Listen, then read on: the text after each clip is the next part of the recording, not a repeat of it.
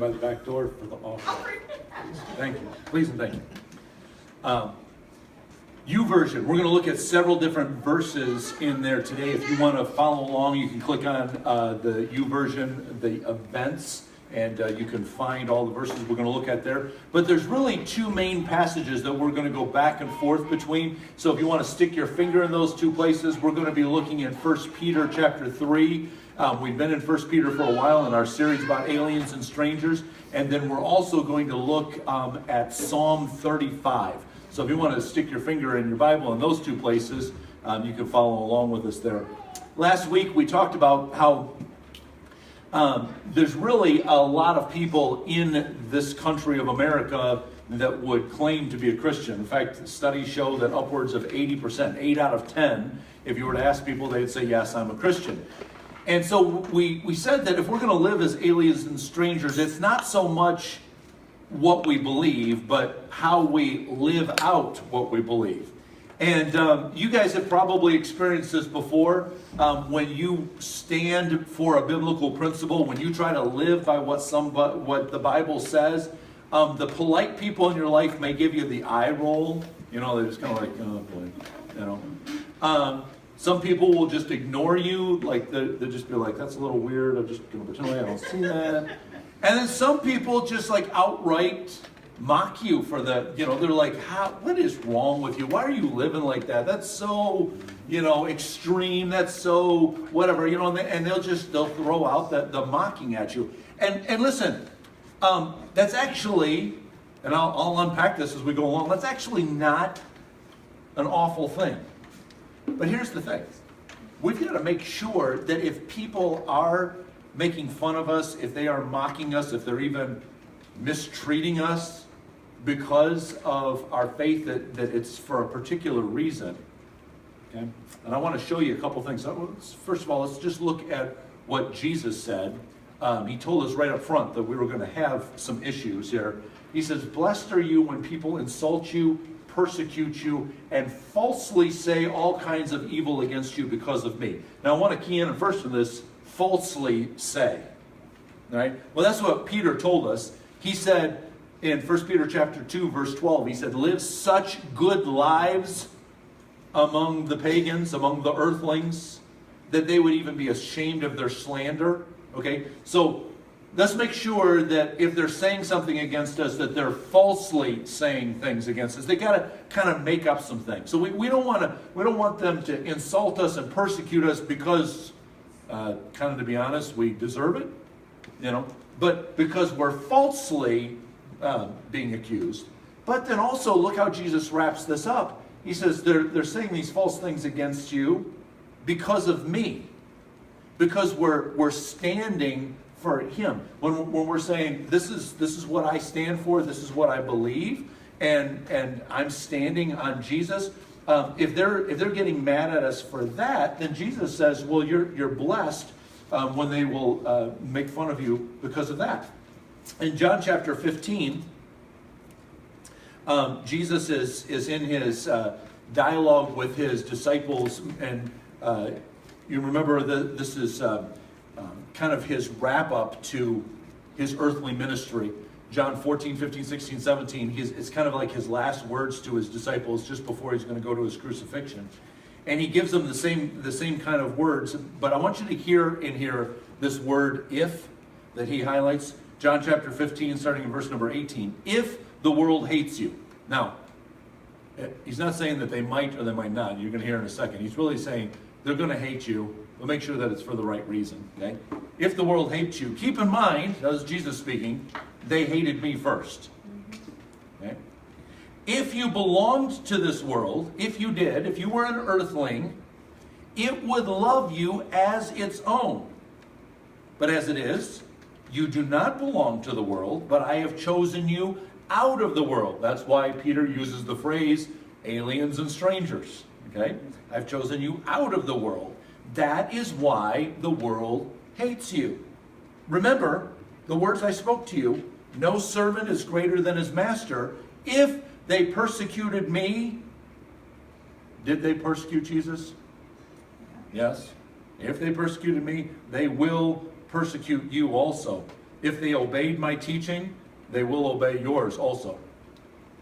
So Jesus said, as soon as you align yourself with me, as soon as you say, I'm a follower of Jesus Christ, immediately you have marked yourself as an alien, as a stranger, and the world's going to say, we don't like that. It's not a part of us. It's not what we believe. It's not the way that we want to live our lives.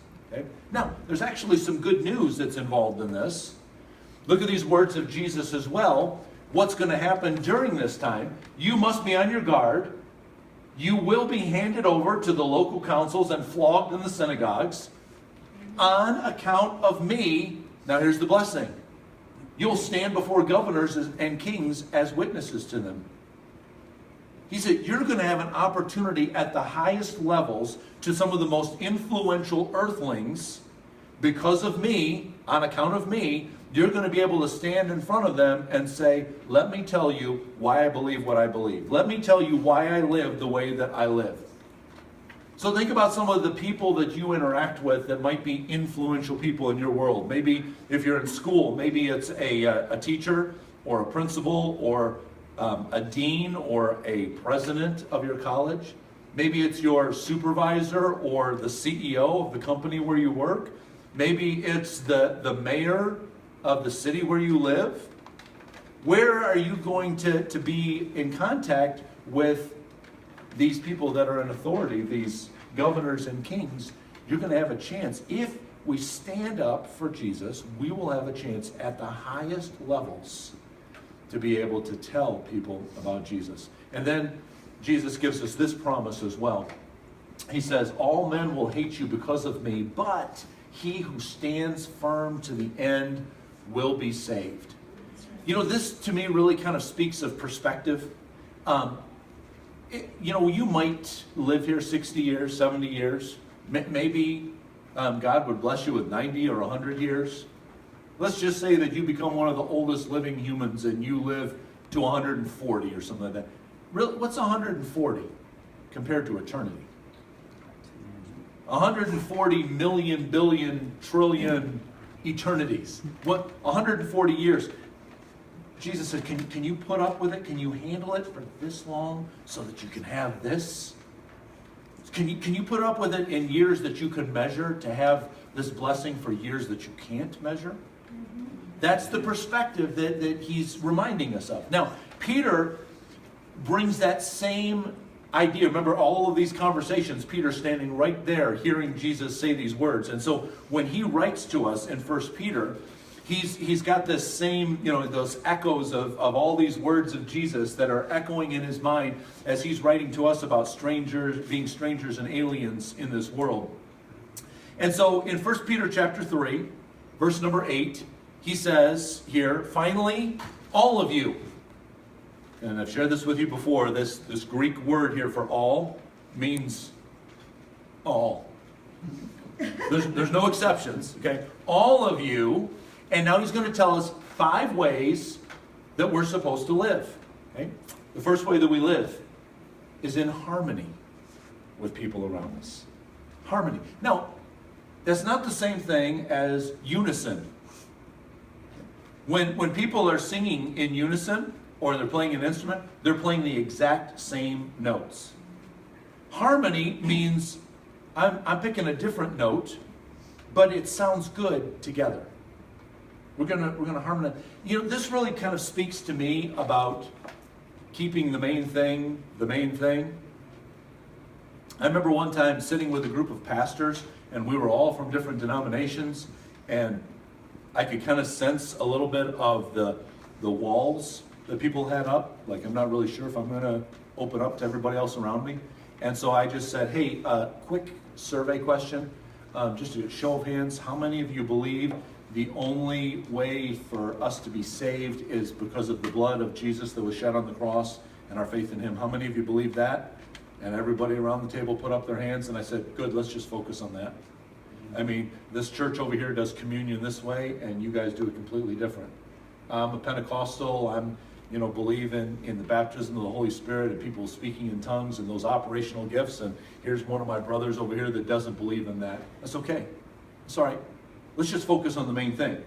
We just need to believe that Jesus is our salvation. And let's just focus on that. And that's what this idea of living in harmony really is that we're just, let's not fight about the stuff that doesn't matter. Let's know if they're going, well, it's Jesus and some other people.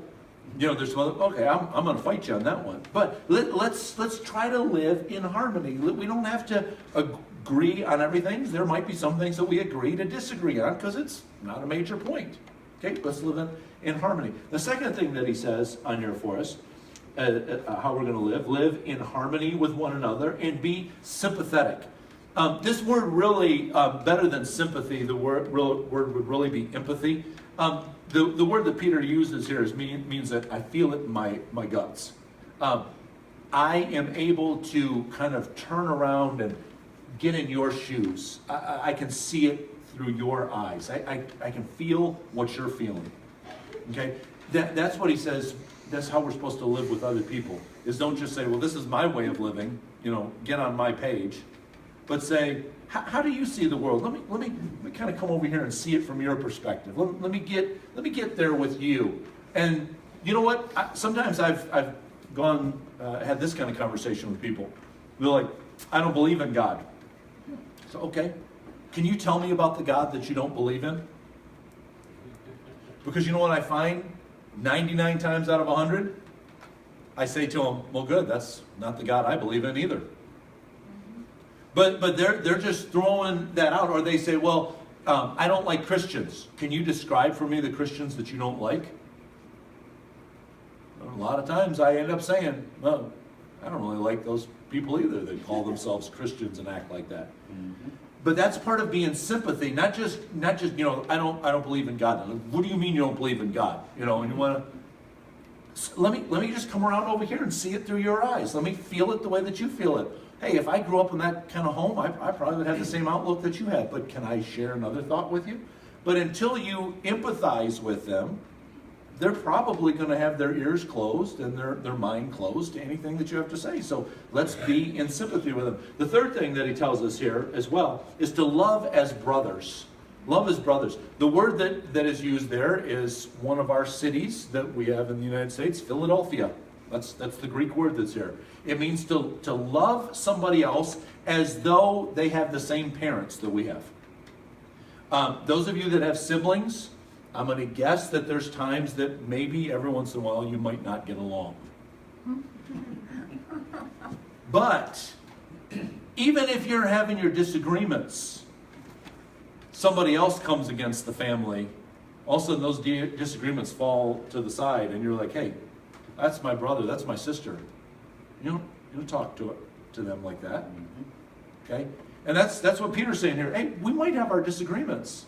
But when it comes right down to it, it's my brother, that's my sister. That person, as we shared last week, is created in the image of God just as much as you are created in the image of God. Now, they might have that image of God totally covered under a whole bunch of junk, but they still were created in the image of God. They're still your brother, your sister, and so you still need to love them with that same kind of family love, like they had the same parents. The fourth thing that he tells us here is be compassionate. Now this word really carries with it the idea of an inside work on myself, that I can handle my own things. I've got some capacity to kind of shoulder my own burden, but I also can come alongside somebody else and I can say, hey, let me lend a little help here. I can share that burden with you. It's really about developing our inner person so that we have greater capacity to be able to handle the stuff that other people bring our way. We can handle our stuff, and we can handle some of their stuff too. That's what this word for compassion really means. It's not just going, hey, I'm sorry, I'm a little too busy, I'm a little overwhelmed, really can't deal with that right now. But to say, hey, let me come alongside. I can help you with this. And then finally, this word that is translated in the New International Version, it says humble there, but it's actually, it's a unique word that is used in the Greek here. Nobody else uses it except Peter right here. And the word is best translated to just be courteous. So listen, I'm going to give you 2 words that will go a long way. Manners matter. Manners matter. When you live in a way that is just mannerly around people, just don't be rude. You will set yourself apart from a lot of people. I mean, hey, just sit out here and watch people drive. There's a lot of rude drivers. Be a courteous driver. Watch people in the stores. There's a lot of rude shoppers in the store. Just be courteous. And it will make it, you'll stand out from the crowd. Manners matter when you act that way. Now, I will grant you, and I think that Peter would too, if he was here, he would say, these 5 ways of living, this is not too hard if the people that you're around are friendly to you. It's not too hard to be in harmony. Say, okay, we'll just agree to disagree on that thing, and let's focus on this thing. Or I can come alongside and help you. Or it's a lot easier for me to see things from your perspective. You know, all these things are a lot easier if they're friendly. But what if they're unfriendly earthlings? What if they're unfriendly earthlings? Now, Peter addresses this for us. And I want to show you, he gives us 2 don'ts and 1 do that is a very important one. First, don't, in the next verse. Don't repay evil with evil. They were mean to you, don't be mean back to them. Let me take you back to what Jesus said. You've heard this before. Luke chapter 6, verse 31. Do to others as they did to you. Oh, no, I'm sorry. Do to others as you would have them do to you. Not as they treated you, but treat them the way that you would like to be treated. Don't repay evil with evil. The second don't insult the insulters. Don't trade insults with them. Jesus goes on the very next verses after he says, do unto others as you would have them do unto you. Listen to what he says here. If you love those who love you, what credit is that to you? Even sinners love those who love them. And if you do good to those who are good to you, what credit is that to you? Even sinners do that. If you are sitting there going, well, you know what? They hurt me, they stabbed me in the back, they mistreated me, so it's okay for me to give them the cold shoulder. It's okay for them to give this back to me. Well, that's not working. And if you say, well, they've been nice to me, so I can lend a shoulder to them. Jesus says, you don't get any credit for that. If the only thing that you can only be nice to them because they were nice to you, you can only say a kind word to them because they said a kind word to you, you get 0 credit for that. Because he said even sinners do that. Even earthlings that don't know about a relationship with Jesus still act that way. They say, hey, you did me a favor, I'll do you a favor. You were kind to me, I'll be kind to you. We have to go above and beyond that. We have to be kind to the people that were even mean to us. The chapter just before this in 1 Peter, he gives us the example of Jesus. You think about this. When Jesus was crucified, it is the most unjust murder in the entirety of human history. Here's a man that not only never sinned, never wronged anybody, never said something to anybody that was insulting or mean or degrading. And not only that, above and beyond, his whole life is characterized by doing good. He feeds hungry people. He casts demons out of possessed people. He heals sick people. He raises dead people back to life. Never did anything wrong, and yet they murdered him. If anybody could have said, hey, who are you to talk to me like that? And yet here's what Peter says. To this you were called because Christ suffered for you, leaving you an example that you should follow in his steps. He committed no sin. No deceit was found in his mouth. When they hurled their insults at him, he did not retaliate. When he suffered, he made no threats. Instead, he entrusted himself to him who judges justly. He said, you have to take this up with my Father. You're going to have to deal with my Father on this. So there's our two do nots. Do not repay evil with evil. Don't insult the insulters. But here's the do. But with blessing. Because to this you were called, so that you may inherit a blessing. Now, in Luke chapter 6, he says, if you're just nice to those people who are nice to you, you get no credit. But now here he's saying, but if you're nice to the people, if you bless the people that are insulting you, mistreating you, now that is where you're going to inherit the blessing. And then he goes on to say, for whoever would love life and see good days must keep his tongue from evil and his lips from deceitful speech. He must turn from evil and do good. He must seek peace and pursue it. Now, you know one of the blessings why we've been called to do this is because it puts God's eyes on you and his ears on you. Very next verse. For the eyes of the Lord are on the righteous, and his ears are attentive to their prayer, but the face of the Lord is against those who do evil. You want God to pay attention to you? If you want him to keep his eye on you, if you want him listening to you, if you want him attentive to your prayers, if you want to store up blessings in heaven and rewards that he's going to, then you bless those that persecute you. It's not enough just to not do the don'ts. All right, well, I haven't said anything evil or insulting back to them, so I must be good.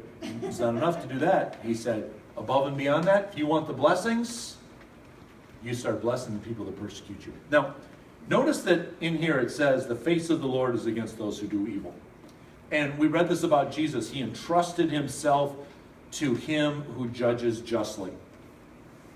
I love this quote from Charles Spurgeon. Years ago, somebody said to him, you know, all of your sermons they just come right out of the Bible. How can you hang on to this book that is so antiquated and so out of date and just is not keeping up with the times? How can you defend the Bible? And here's how Spurgeon responded to him. How do I defend the Bible? I treat it like a lion. I let it out of the cage and it defends itself. Now, this is what I tell young preachers all the time when I'm talking to them. Say, here's your safest bet. When you're preaching your sermons, stay right here. Because not if they get mad at you, because people will get mad at you because of what you preach. You can say, hey, it wasn't me. Don't get mad. I'm just reading what's right here. Hey, you want to get mad at somebody, you can get mad at the one who wrote this book, but don't get mad at me. I'm just going to let the lion out, and the lion can defend itself. Now, we see rumbles of that lion here. Okay? Jesus, Peter said about him, he didn't insult, he didn't threaten back, he just entrusted himself to the one who judges justly, the one who's keeping records. And Peter says the same thing right here. The face of the Lord is against those who do evil. God's keeping track of that. Now, I'd like you to turn with me, if you have your Bible, if you have your finger in there, Psalm 35. This is a Psalm of David. Now, this one, theologians have given a category to a bunch of psalms that they call imprecatory psalms. Imprecatory. What that means, if you look it up in the dictionary, is it means to call down curses. In essence, to say, God, get them.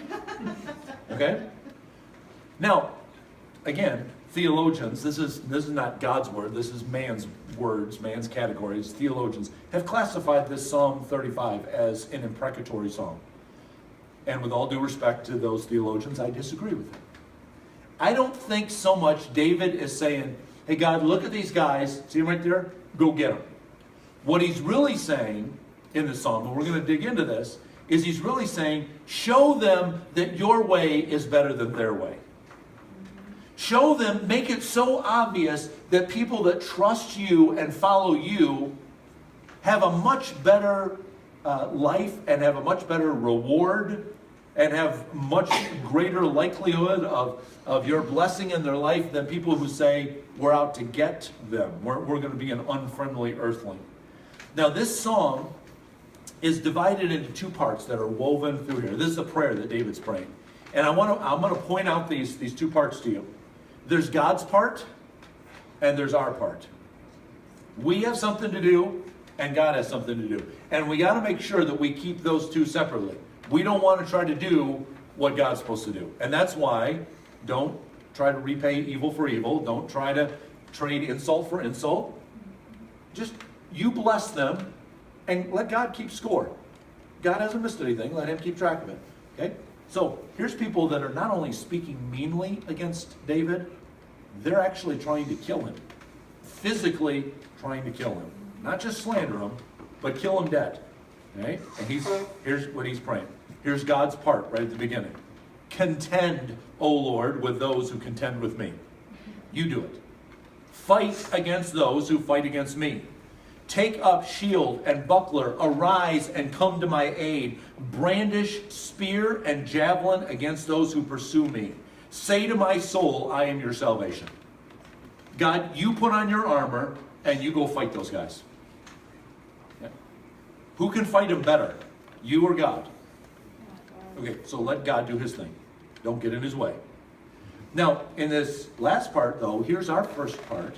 Now, he did say to my soul, I am your salvation. But what's really implied in there, my part, my soul has to be ready to listen.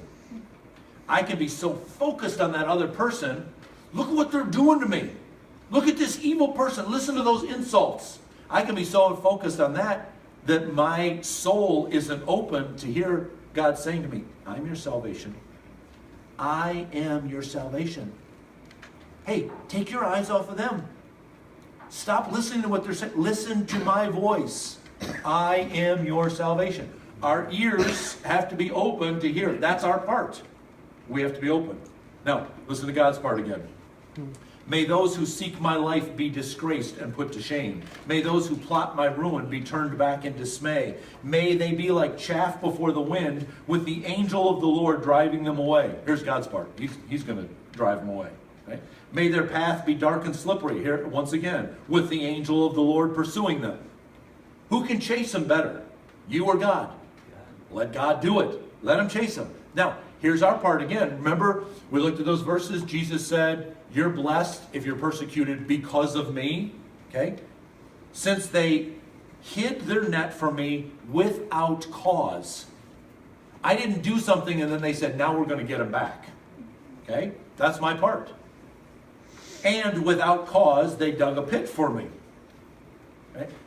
They're out to get me, but it's not because I did something wrong. I was living with them courteously. I was living compassionately. I was trying to be in sympathy with them, empathy, trying to see things their way. I wasn't fighting them on these things. I was doing without cause. They were after me. Again, here's more of our part. May ruin overtake them by surprise. May the net they hid entangle them. May they fall into a pit to their ruin. Then my soul will rejoice in the Lord. Here's our part. Take our eyes off them. Put it on him. And delight in his salvation. May with my whole being will exclaim, who is like you, O Lord? You rescue the poor from those too strong for them, the poor and the needy from those who rob them. There's our part. Let's worship God. Now, remember we talked about being in empathy? Look what David does. These guys that are out to get him, look how he responds. This is empathy. This is brotherly kindness. He said, ruthless witnesses come forward. They question me on things I know nothing about. They repay me evil for good and leave my soul forlorn. Now, what does he do?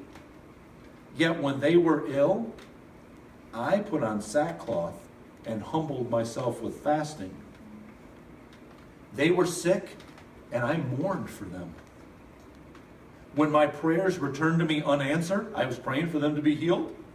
I went about mourning as though for my friend or my brother. I bowed my head in grief as though weeping for my mother. I prayed for them like it was my own family. When they were in pain, I felt it like it was my own brother, my own sister, my own mother. But he just said, they were ruthless. They were repaying me evil for good. I was doing good, and they're giving me evil. And how am I going to respond?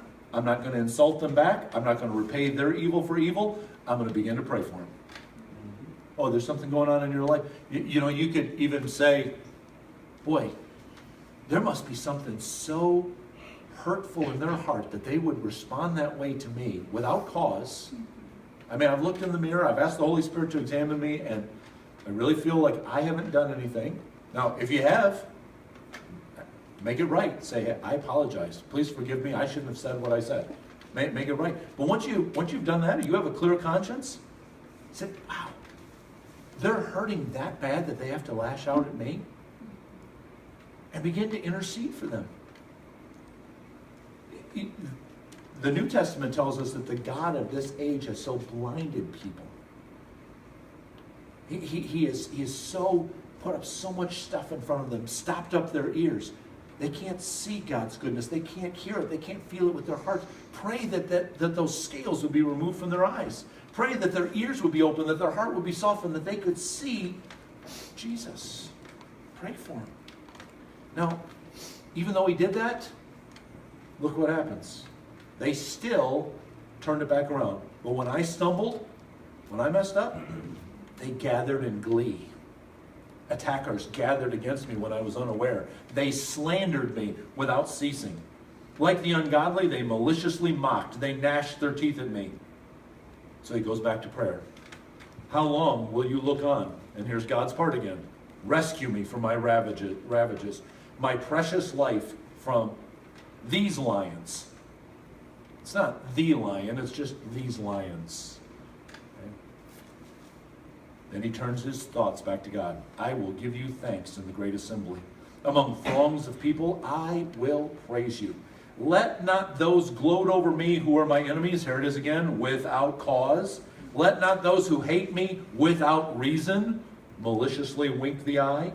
They do not speak peaceably, but they devise false accusations against those, here's my part again, who live quietly in the land. They gape at me and they say, aha, aha, with our own eyes we have seen it. Here comes God's part again. O Lord, you've seen this. Do not be silent. Do not be far from me, O Lord. Awake and rise up to my defense. Contend for me, my God and my Lord. Vindicate me in your righteousness, O Lord my God. Do not let them gloat over me. Do not let them think, aha, just what we wanted, or say, we have swallowed him up. May all who gloat over my distress be put to shame and confusion. May all who exalt themselves over me be clothed with shame and disgrace. Let God do that part. Let the lion take care of these lions, these little cubs. They can't do any lasting damage. Let God contend with them. Let the Lion of Judah handle them. And then, in these last verses, David turns his thoughts back to those that are friendly to him, those that are followers of God along with him. May those who delight in my vindication shout for joy and gladness. May they always say, the Lord be exalted, who delights in the well-being of his servant. That's what we should be doing. That's our part. We see one of our brothers, our sisters, rejoicing in God, living without cause to the evil. Let's rejoice in that and give God the praise for that. And then the last part that David says is his. My tongue will speak of your righteousness and of your praises all day long. Now listen. I want you to notice something. It's okay for you to vent about your frustrations, about these insulters, these persecutors. It's okay for you to vent that. It's good to get that out. But notice where David does it. In God's presence. In fact, there's some Psalms where he just like really lets loose. God, do this to him, do this to him, do this to him. He just lets loose. But you know, if you go back and read like in 1st and 2nd Samuel, where the narrative is actually taking place, you'll never find one word that David spoke directly to his enemies like that. This is the safe place. He came into God's presence. Came in there and said, hey, God, I just want to remind you of something. I've been without cause on this. I'm doing the right thing. And yet, look at them shoot all these arrows at me. I can't fight against them. You do it. I'm just going to keep my focus on you. I'm not going to listen to them. I'm not going to pay attention to them. I'm just going to listen to you. I'm going to praise you. You take care of them. I'm going to let the lion out of the cage. Now, here's where we don't let the lion out of the cage. When we say, oh, I can handle this one. Let me step in over here and deal with this. I'll set them straight. No, you won't. Let the lion deal with it. Let the lion out of the cage. So just get out of the way. And so this song, God's going to contend. He's going to fight. He's going to vindicate. He's going to keep track. He's going to make sure that the records all balance at the end. My part, make sure that my soul's ready to hear. I'm going to keep giving praise to God. I'm going to make sure that I live without cause, without reason for them to hurl these insults at me or set these traps against me. I'm going to live in empathy. I'm going to be praying for them, treating them like brothers and sisters. I'm going to give God the thanks for what He's going to do. My focus is going to be on Him, not on these pesky little earthlings.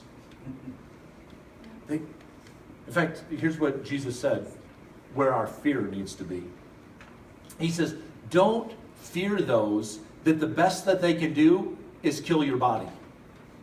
You don't need to live in fear of those. Paul said, hey, to be absent from the body is to be present with the Lord. So, hey, you take my life, fine. I'm in a place that's unimaginably wonderful after that. So don't fear those that's the best that they can do is to take your life. But who you need to fear, hey, can you put that verse back up there from Matt? Who you need to fear is those who can not only kill your body, but kill your soul as well. And that's only one person. That is the righteous judge. That's the only one that you need to fear. Don't be afraid of those this temporal body, this short life that I have here, that's the best that you've got. I don't need to be afraid of that. I don't want to miss out on an eternity in God's presence, though. If I'm going to be afraid of anything, I'm going to be in reverence of God. Now listen to how Peter wraps this up. Who is going to harm you? This is chapter 3, verse 13. Who is going to harm you if you're eager to do good? It's kind of hard to do bad stuff to somebody who's doing good stuff, isn't it?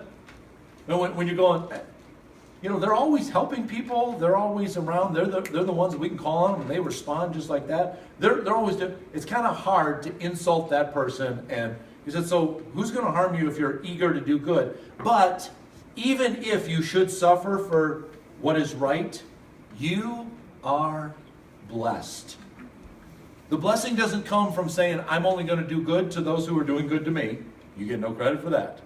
But when they insult me, when they persecute me, when they're saying evil things against me that I don't deserve, and I turn that back around and I bless them, that's when I'm going to get the blessing. And then so Peter adds, do not fear what they fear.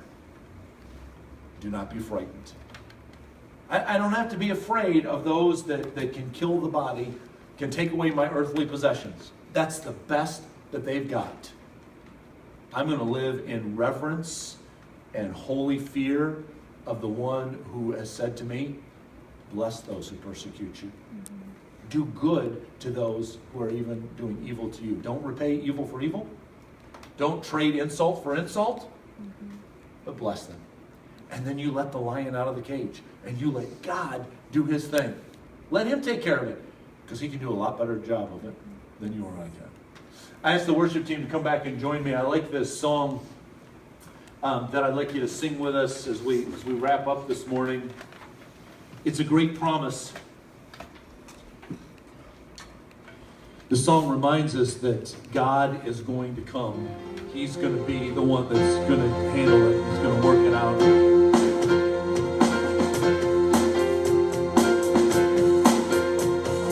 I have decided, I have resolved to wait upon you, Lord. My rock and redeemer, shield and reward. I'll wait upon you, Lord.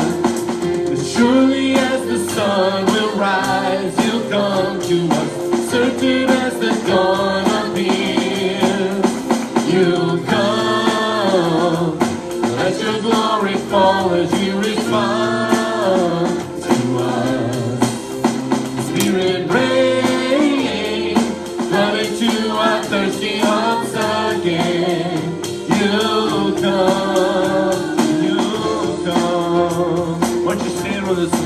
the next verse.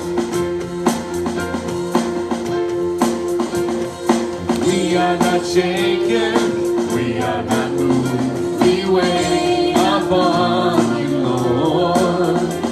Our mighty deliverer, triumph and true. We wait upon you, Lord. Surely as the sun will rise, you'll come to us. Certain as your word endures, you come. Let your glory fall as you respond to us. Spirit rain, flood into our thirsty hearts again. You come, you come. The chains be broken, lives be healed. Oh, eyes be open, Christ is revealed. Sing again, chains. Oh, chains be broken, and lives be healed. Oh, let eyes be open, Christ is revealed. You come. Let your glory fall as you respond to us. Spirit rain, flood into our thirsty hearts again.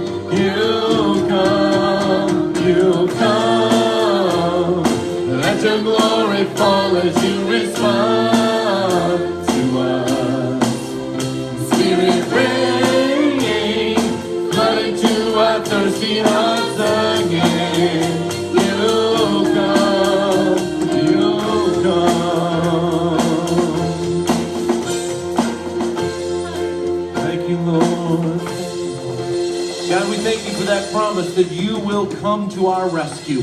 You will vindicate us. You are keeping track. So God, may we do our part and not get in the way of releasing you as the lion to defend yourself.